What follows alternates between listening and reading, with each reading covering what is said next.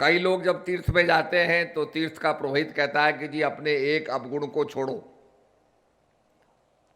आप संकल्प लो कि ये बुरा काम हम नहीं करेंगे। तो लोग वहां से संकल्प लेके जाते हैं। श्री महाराज जी कहा करते थे, भाई एक कमरा है, कमरे में बहुत धूल है, अब आप कमरे में पहले बत्ती जलाएंगे या धूल को साफ करेंगे? तो आप सभी लोग कहेंगे जी पहले हम बत्ती जलाएंगे, रोशनी होगी, रोशनी होगी तो धूल नजर आएगी, तो धूल को साफ करेंगे। तो यही बात अध्यात्म का प्रचार समझाने के लिए महाराज जी कहा करते थे कि सबसे पहले तुम बत्ती जलाओ, ज्ञान को प्राप्त करके अपने हृदय में प्रकाश करो। ये धीरे धीरे दुर्गुण अपने आप, ये धूल अपने आप साफ होती चली जाएगी। एक दफे श्री महाराज जी को बुलाया गया,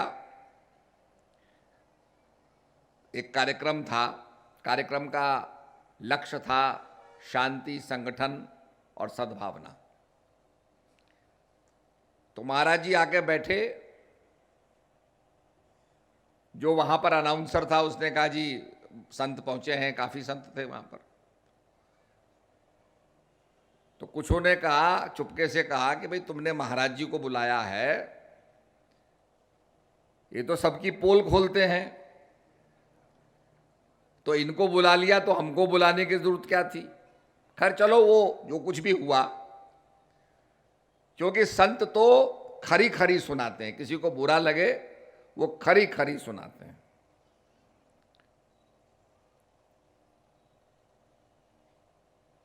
तो अनाउंसर कहने लगा जी अभी हम मौका दे रहे हैं, ये दे रहे हैं। महाराज जी ने कहा भाई मुझे जाना है, आप इसको करो, देखो क्या हम दे रहे हैं टाइम। तो महाराज जी समझ गए कि ये समय नहीं देंगे, क्योंकि मैं तो इनकी पोल खोलूंगा। ज्ञान नहीं देते हैं, कंठी देते हैं।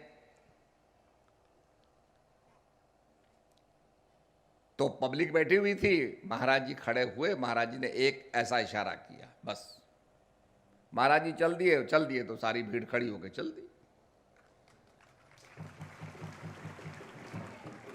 कुछ लोगों को याद होगा कि गढ़वाल भवन के अंदर भी ऐसा ही कार्यक्रम था, तो वहां भी ऐसे ही बड़े बहुत संत लोग बैठे थे, बहुत पब्लिक थी। तो हमने कहा जी हमको तो जाना है, हमें बोलने का मौका दो। हम बोले चले तो सारी भीड़ चल पड़ी, वो हॉल ही खाली हो गया। उसके बाद वो कहने लगे भैया महाराज जी को जाने मत देना, अब कार्यक्रम खत्म हो तो आखिरी में महाराज जी को बुलवाओ। तो जब महाराज जी चलने लगे तो सब घबरा गए, अरे महाराज जी तो सब चले गए, आप आइए आइए अभी समय देते हैं। महाराज जी ने कहा देखो तुम्हारा लक्ष्य शांति, हमने शांति से हम काम कर रहे हैं, तुम्हारा सद्भावना है, सद्भावना से करें, और संगठन, ये संगठन की शक्ति है कि एक आदमी के पीछे पूरा हजूम चल रहा है। तुम यही बताना चाहते हो, हमने करके दिखा दिया। तो संतों में आकर्षण का, महापुरुषों में आकर्षण की बड़ी ताकत होती है। हमारे दरबार में एक महात्मा जी थे, माधोदास जी। ये सब महात्माओं के तो भगवे कपड़े हैं, उनके पीले कपड़े थे, दाढ़ी थी बहुत बड़ी। तो ऐसा ही प्रयागराज का कुंभ हो रहा था, मेला लगा हुआ था। महाराज जी ने कहा घोड़ी लाओ, तुम घोड़ा लाओ, मैं बैठता हूं घोड़े पे। तो वो कहीं से ढूंढ के ले आए घोड़ा। महाराज जी घोड़े पे बैठे, महाराज जी ने कहा चलो। अब 10 आदमी चल पड़े। अब 10 क्या चलना हुआ, चले। लोगों ने कहा भाई कौन है कौन है कौन है, घोड़े पे बैठे। वो सारी जनता ही चल पड़ी, वो सारा कुंभ महाराज जी के पीछे हो गया, उसकी फोटोएं भी हैं। तो ये महापुरुष की शक्ति होती है कि जहां भी महापुरुष जाता है लोग आकर्षित होते हैं।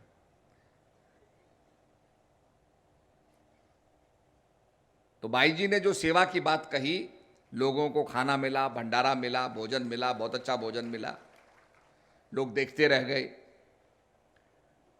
तो जो ज्ञान की शक्ति होती है और सेवा जो होती है, सेवा से ये संभव होता है कोई भी काम। आपने देखा होगा जब पेड़ खड़ा होता है, बड़ा वृक्ष बन जाता है, छोटा पेड़ बड़ा होते होते होते बड़ा बन जाता है। बड़ा बनने के बाद जो इसके वैज्ञानिक होते हैं वो पेड़ को काटते हैं। आप जागेश्वर जाओ, हमारे उत्तराखंड में जागेश्वर एक धाम है, तो जागेश्वर में बड़े बड़े पेड़ हैं, कम से कम 5-5 फीट 6-6 फीट के पेड़ हैं, उनके गर्त है। तो वैज्ञानिक जब उसको काटता है, काटने के बाद उसको स्लाइस करता है, तो उसमें अध्ययन करता, लकीरें होती हैं उसमें, उसकी जो छिलके होते हैं निकलते रहते हैं, तो उसमें स्टडी करता है। तो जिस साल में ज्यादा वर्षा होगी तो उसका प्रभाव होगा, किसी में वर्षा नहीं होगी तो उसका छिलका पतला होगा। तो वो उसको स्टडी करके बता देते हैं कि कितना साल पुराना ये। वहां तो ऐसे ऐसे हैं जो अकबर के जमाने के पेड़ हैं, तो वो बता देगा कि भाई कौन से साल में कितना साल पुराना पेड़ है और इसके अंदर क्या क्या ऋतुएं हुई, क्या क्या हुआ, ये सारी बात बता देगा। आप हिमालय में जाओ, आप देखोगे सड़क बन रही है, इधर खुद रहा है, उसमें गोल गोल पत्थर निकल रहे हैं। तो पत्थर गोल कैसे हो गया? इसका मतलब वहां पानी बहता था, पानी से पत्थर टकराए और गोल हो गए और वो शिवलिंग के आकार के बन गए। अब वो सारी के सारी जमीन में दबे हुए हैं, सड़क जा रही है तो पत्थर निकल रहे हैं। हिमालय में आप जाओगे तो उन पत्थरों से आपको मच्छियों के कंकाल निकलेंगे, जिनको फॉसल्स बोलते हैं। गंडकी में आप जाओगे नेपाल में, तो वहां पर शालिग्राम निकलता है जिसके अंदर एमोनाइट बना होता है। जैसे हम मानते हैं कि भगवान शेष सैया में लेटे थे, समुद्र में लेटे हुए थे, सारा समुद्र ही समुद्र था। विज्ञान भी कहता है कि पहले टीटिस नाम का समुद्र था, टाइटस।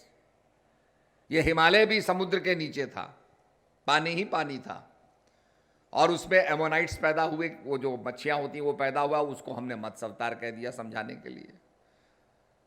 तो पत्थरों के अंदर वो जो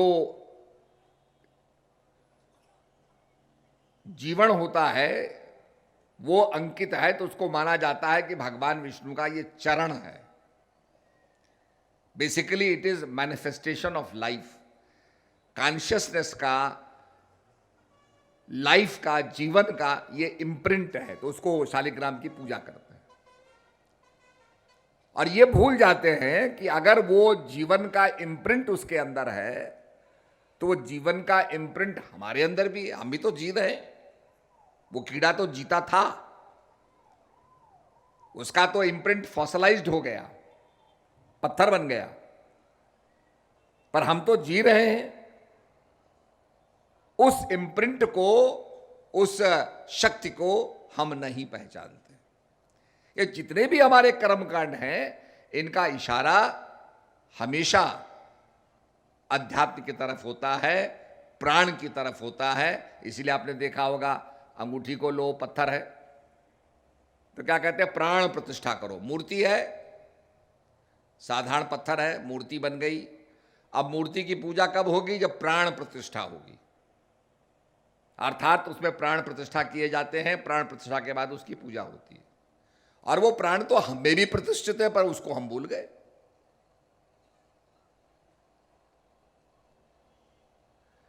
तो ये महापुरुष समझाते हैं कि तुम जो फंडामेंटल जिस चीज की आराधना कर रहे हो, प्रतिमा में पूज रहे हो, अंगूठी में पूज रहे हो, और चीजों में पूज रहे हो, शालिग्राम में मानते हो कि उसमें प्राण प्रतिष्ठा रहती ही है, वो प्राण प्रतिष्ठा तुम्हारे अंदर भी है। अपने आप को पहचानो।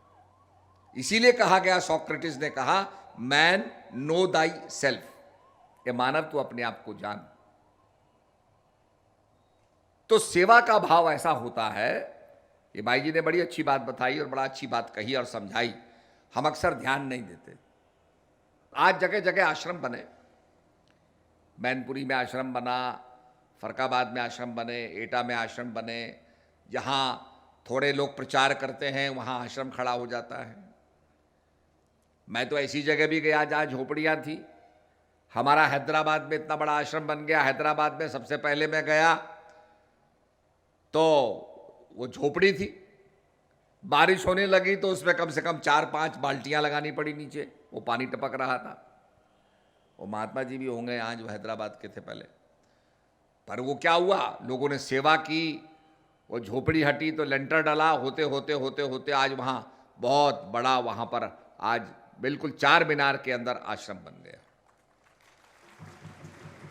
और जो सेवा करते हैं, जो परिवारों ने एक एक कमरा भी हरिद्वार में बनाया, तो आज वो नहीं भी रहे पर उनके परिवार वाले आते हैं, भाई हमारा कमरा बना हुआ, हमारे दादाजी ने कमरा बनाया, और उनका दरबार से लगाव है। तो परिवार जुड़ा रहता है। अभी हमारे ग्वालियर के एक लाला जी थे जिनके कपड़े की दुकान थी, गुप्ता जी, महेंद्र गुप्ता जी, तो कितनी उनकी दुकान थी, कितनी सेवा करते थे। तो जो सेवा करता है वो हमेशा याद आता है। एक महिला थी, एक बाबा साधु आते थे उनके पास, तो साधु के लिए रोटी बना के रख देती थी, साधु ले लेते थे और ले करके साधु कहता था जो तैने किया है वो तेरे पास रहेगा, जो तू करेगी तुझे आगे मिलेगा। साधु का यही नियम था, आता था उसको रोटी वो महिला देती थी, वो हमेशा यही आशीर्वाद देता था, जो तैने किया है वो तेरे पास रहेगा, जो तू करेगी वो तुझे आगे मिलेगा। काफी समय बीत गया, महिला भी सुनते सुनते सुनते सुनते परेशान हो गई कि क्या है ये बार बार यही कहता है। एक दिन महिला का मन काला हो गया, उसने कहा मैं आज रोटी नहीं, मैं तो आज कुछ और ही करूंगी। तो उसने रोटी बनाई, उसमें जहर डाल दिया, जहर डाल दिया, रखी रोटी बना के रखी कि मैं ये दूंगी। फिर उसका हृदय परिवर्तन हुआ, ख्याल बदला कि अरे तू जब भला कर रही थी तो भला कर, ये क्या करने लगी तू। चलो उसने अच्छी रोटी बनाई, बाबा को दे दी, बाबा चले गया। थोड़ी देर शाम में उस औरत का एक लड़का कहीं से दूर से आया,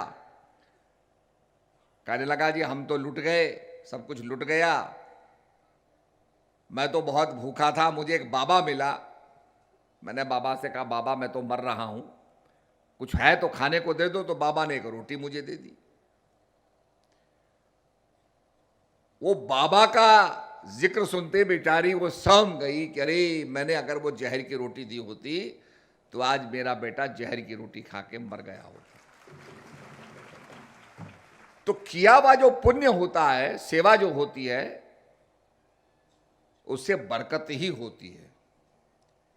बहुत से हमारे प्रेमी, पुराने प्रेमी जो ठेली लगाते थे, आज बड़े बड़े करोड़पति बन गए। ये सेवा का प्रभाव होता है। और पहले महात्मा बाई होते थे तो भाई यहाँ से महाराज जी ने भेजा तो गए, तो एक कमरा महात्मा में रहता था, बाकी एक में परिवार रहता था। पहले जितने प्रचार करते थे भाई महात्मा, आज तो शायद भाई महात्माओं के समझ में भी मेरी बात नहीं आएगी। तो पहले क्या होता था, 3 कमरे हैं किसी परिवार वाले के, तो एक कमरा बाई जी को, भाई कमरा महात्मा जी को, उसी में प्रचार करते थे। कई तो ऐसे महात्मा हुए जो खुद ही अपना अनाउंसमेंट कर रहे हैं कि भाई फलानी जगह सत्संग होगा, फलाने महात्मा जी सुनाएंगे। तब लोग देते थे कि अनाउंसमेंट करने वाला ही महात्मा सत्संग सुना रहा है। तो ऐसे करके आज तो जगह जगह आश्रम बन गए। तो महात्माओं को ये पता भी नहीं है कि भाई अब तो समझते जी हमारा कमरा अलग है, हमारा घर अलग है, हमारा आश्रम अलग है। तो माली का जो काम होता है, माली का काम उखेड़ना नहीं होता, माली का काम गुड़ाई करना होता है। जो भी और जंगली घास होता है उसको माली निकालता है और फूलों की रक्षा करता है। जो महात्मा इस काम को करेगा, जो बाई इस काम को करेगी, उसको लोग याद करेंगे। और जो नहीं करेगा तो लोग कहेंगे जी बड़ा झगड़ा करती थी, भेजो इसको, बदलो, महाराज जी से को बदलवाओ। तो ये एक चीज हमारी होनी चाहिए कि हम गुरु महाराज के बगीचे को आबाद करें और प्रचार करें। ये मौका मिला है, प्रचार करें। आपने देखा होगा लोगों के पास मोबाइल फोन होते हैं और उसको हम मिला रहे हैं, पर अगर कनेक्टिविटी नहीं है तो बेकार है, आप बात ही नहीं कर पाओगे। तो कनेक्टिविटी का होना बहुत जरूरी है। पहले घंटों बैठा रहता था टेलीफोन के पास कि भाई अभी अर्जेंट कॉल मिलेगी, कोई कॉल मिलेगी। आज तो वो नहीं है, आज तो जहां जाइए आपके साथ फोन है। तो इसलिए ये बहुत जरूरी, और इसका भी उपयोग हम सही मायने में करें, क्योंकि हर चीज का अच्छा भी फायदा है, बुरा फायदा भी है। अगर ये भक्ति में सहयोग दे रही है, हम प्रेमियों से बात करके प्रोग्राम रखना है, सत्संग रखना है, बहुत अच्छी बात है। और इसका अगर दुरुपयोग हो रहा है तो इससे आपको नुकसान भी होगा। आजकल क्या है, माताएं छोटे छोटे बच्चों को चुप करने के लिए, बच्चा रो रहा है, तू मोबाइल पकड़ देख, और उनको ऐसी लत लग जाती है पर छूटती नहीं। तो वो भी एक प्रॉब्लम खड़ी हो गई है बहुत ज्यादा। सबसे बड़ी भयंकर समस्या यह है कि हम लोग ध्यान नहीं देते इन चीजों की तरफ, तो वो भी एक बहुत बड़ी समस्या। तो हर चीज का उपयोग और दुरुपयोग, ज्यादा खाओगे तो बदहजमा हो जाएगा, पेट में दर्द होगा।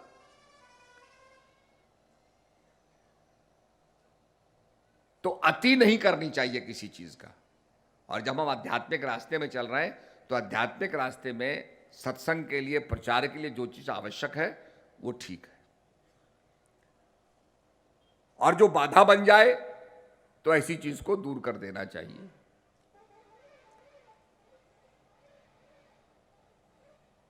इसीलिए साधु को तृप्त रहना चाहिए। जब कहता है भिक्षाम देहि, भिक्षा दो, तो भिक्षा में जो कुछ उसको मिला उसी में तृप्त रहना चाहिए। उसकी अपनी इच्छाएं नहीं कि मैं यही खाऊंगा, मैं यही करूंगा, नहीं, जो उसको मिल गया उसमें संतुष्ट रहे। और बिना किसी भेदभाव के, जातना पूछिए साधु की, पूछ लीजिए ज्ञान, मोल कलो तलवार का, पड़ी रहन दो म्यान। बिना किसी भेदभाव के। भगवान तो बिल्ली के घर गए, भगवान ने कोई भेदभाव नहीं रखा। और भगवान ने कहा भिल्ली मानो एक भक्ति कर नाता, मैं जात पात कुल की बड़ाई मेरा कोई मतलब नहीं है। तुम बड़े कुल के हो, छोटे कुल के हो, तुम्हारे लिए हो ये, मेरे लिए कोई इसका मायने नहीं है। मेरा केवल मतलब भक्ति से होता है, भावना से होता है। इसलिए जगत जननी माता जी भजन गाती थी, भाव का भूखा हूं मैं और भाव ही एक सार है, और भाव से मुझको भजे तो भव से बेड़ा पार है। एक जमाना वो था, कहीं कार्यक्रम हुए तो लोग तैयार रहते थे, भैया सामान बांधो, जाना पड़ेगा, भागना पड़ेगा। बड़े संघर्ष के बाद, कठिनाई के बाद आगे धीरे धीरे धीरे धीरे करते हुए और आज इतना प्रचार बढ़ा। इसके पीछे लोग नहीं समझते हैं, इसके पीछे कितना संयम और कितना सहन शक्ति इसके पीछे आई है, इसका लोगों को ख्याल नहीं है।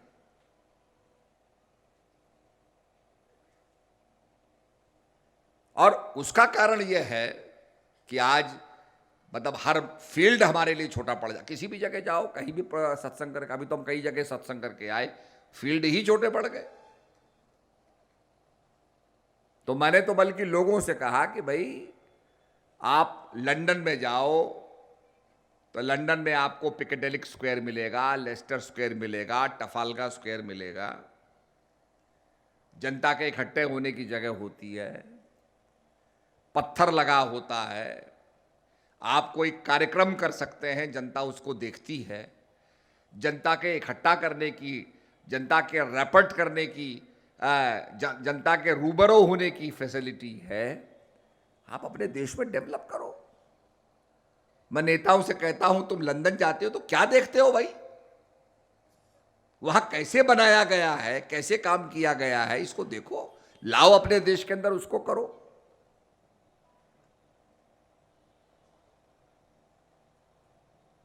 मैं करीब 2 साल पहले बार बार ये कह रहा था कि भाई इस देश के अंदर एक कोने से दूसरे कोने जाना अगर आपको करनाल से बाहर निकलना है तो बड़ा, कब तो खैर हाईवे बन गए,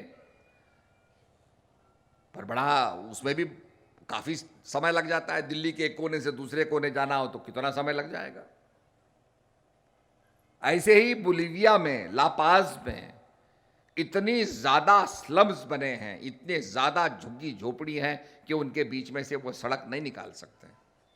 तो उन्होंने रोप वे कर दिया, सारा सिस्टम उनका रोप, जैसे आपका मेट्रो सिस्टम है धरती पर, उन्होंने ऐसे मेट्रो की तरह रोप वे में पूरा सिस्टम कर दिया, जिसमें ब्लू लाइन है, ग्रीन लाइन है, रेड लाइन है, येलो लाइन है। वो लाइन आपस में चक्कर कर रही हैं, क्रिस क्रॉस करती हैं। आप ऊपर ही स्टेशन पकड़ करके आप जा सकते हैं। गंडोलास बने हैं, कैबिन्स बने हैं, बैठिए और चले जाइए। और आने वाले समय में अगर आप एक शहर से दूसरे कोने में जाना चाहते हैं, एक शहर के दूसरे कोने में, तो आप अब पुरानी दिल्ली को तोड़ के आप बना सकते हो सड़क, पर आप रोपवे बना सकते हो। और बड़ी खुशी की बात है कि मैं कई साल पहले कहता था, फर्नाकुलर की बात करता था, आज अब इस चीज को हमारे भारत के लोगों ने समझा है, मंत्रियों ने समझा है और इस चीज को कर रहे हैं। This is the only solution. आज सड़कें बन रही हैं, हाईवे बन रहा है। आप इटली में जाइए, आपको किसी गांव में जाना है, उस गांव में जैसे ही आप जाओगे, आप गांव के अंदर प्रवेश करोगे, उससे पहले आपको टोल देना होगा। जितनी सड़क का आपने उपयोग किया है उतनी सड़क का आप पैसा दीजिए, बाकी पूरी सड़क पे आपको देना। वही सिस्टम आपको अब अडॉप्ट करना चाहिए। लोगों ने एयरपोर्ट बनाए, घर से चल रहे हैं, 3 घंटे एयरपोर्ट पहुंचने में लग रहे हैं। तो लोगों ने कहा भाई ऐसे तो हो ही नहीं सकता। तो उन्होंने क्या किया कि सामान्य जनता के लिए तो नीचे की सड़क कर दी और ऊपर हाईवे बना दिए, एलिवेटेड हाईवे, और एक लेवल हाईवे का और उसके ऊपर दूसरा लेवल का हाईवे, तीसरा लेवल का हाईवे। आप पैसा दीजिए और आप आधे घंटे में एयरपोर्ट पहुंच जाइए। पे द मनी एंड गो। आप सिंगापुर जाइए, सिंगापुर में आपकी गाड़ी दौड़ रही है, ऑटोमेटिकली गाड़ी के अकाउंट से पैसा निकल के चले जाता है। आपको रुक करके पैसा नहीं देना, टोल नहीं देना। पर यहां तो गाड़ी रुकेगी, फिर भीड़ लगेगी, फिर कंजेशन होगा, फिर वो पैसे देगा, वो कहेगा जी चेंज नहीं है। तो भाई जी ने जो कहा धर्म के नाम पर, भाई जी ने लड्डू की बात बताई कि धर्म के नाम पर दान कर दो। और वहां तो स्टिकर लगा है, इलेक्ट्रॉनिक स्टिकर लगा है, गाड़ी आपकी 80 की स्पीड से जा रही है, ऑटोमेटिकली पैसा ट्रांसफर हो गया। तो ये टेक्नोलॉजी आपको बनानी नहीं है भैया। कोई सोचे कि साइंटिस्ट यहां बैठ के बनाएगा, बनाने की जरूरत नहीं है। ये बनी बनाई है, केवल नकल उतारने की जरूरत है। मैं जब डिफेंस में चेयरमैन था तो लोग ये कहते थे साहब हम लेंस बना, मैंने कहा तुम लेंस बना ही नहीं सकते। तुम लाइका का लेंस की कॉपी कर सकते हो, जो वर्ल्ड का फेमस लेंस है। भगवान ने आंख का लेंस बनाया, ऑटोमेटिक जूम करता है, आगे पीछे जाता है, लिक्विड लेंस। अब तो मैं समझता हूं साइंस भी लिक्विड लेंस की बात करेगी धीरे धीरे, पर अभी तक लिक्विड लेंस बने नहीं है शायद।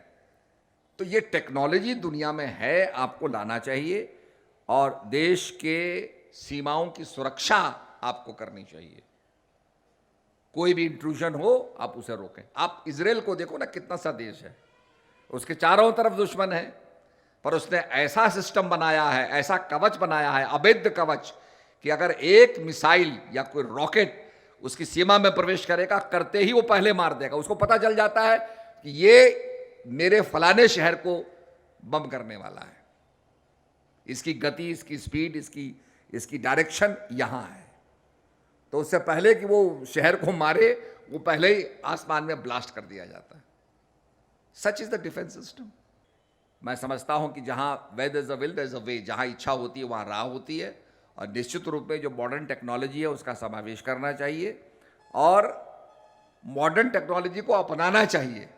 आपका बच्चा अगर कंप्यूटर में जाना चाहता है तो उसको प्रोत्साहित करो। दुनिया की टेक्नोलॉजी जो जो जो बड़ी टेक्नोलॉजी है आज दुनिया के अंदर पॉपुलर होने वाली है, वो जरूरी है वो टेक्नोलॉजी। तो हमारे देश में भी ये टेक्नोलॉजी जरूरी, चाहे रोपवे की टेक्नोलॉजी हो, चाहे फर्नाकुलर की टेक्नोलॉजी हो। हमारे पहाड़ों पर आप यमुनोत्री जाइए, कितना कठिन रास्ता है,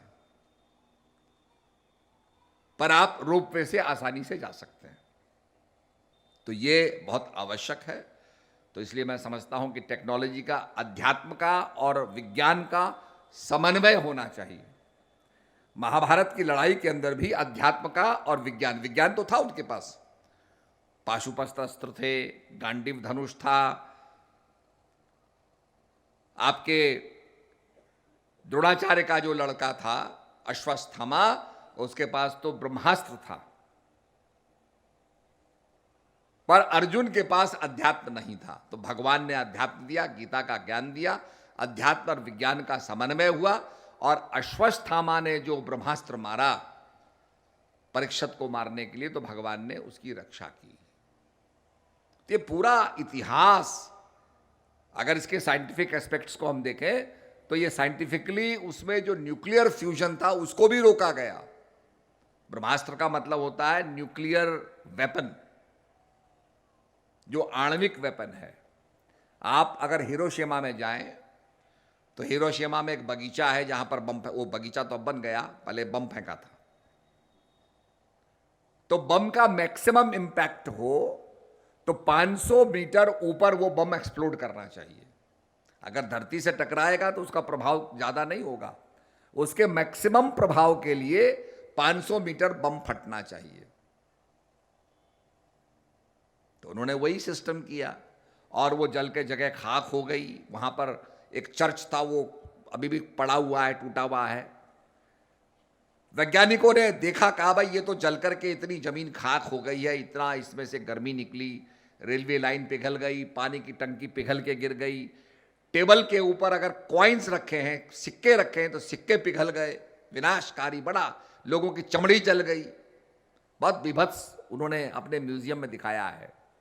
परंतु वैज्ञानिकों ने कहा कि 30 साल तक यहां कुछ नहीं उगेगा, और आज आप जाओ तो हरी घास उग रही है, पेड़ उग रहे हैं। उन लोगों ने जो इम्पॉसिबल था उसको पॉसिबल कर दिया, जो असंभव था उसको संभव कर दिया। तभी तो कहा सकल पदार्थ है जग माही और कर्महीन नर पावत नहीं। तो अगर हम कर्महीन हो जाएंगे तो कुछ भी नहीं करेंगे। तो इसलिए कर्म करना चाहिए देश की रक्षा के लिए, और देश के रक्षा कवच को अवैध बनाने के लिए, अपने देश को शक्तिशाली बनाने के लिए हमें निश्चित रूप में अध्यात्म का अनुसरण करते हुए और अपना लक्ष्य रखना चाहिए, टारगेट रखना चाहिए।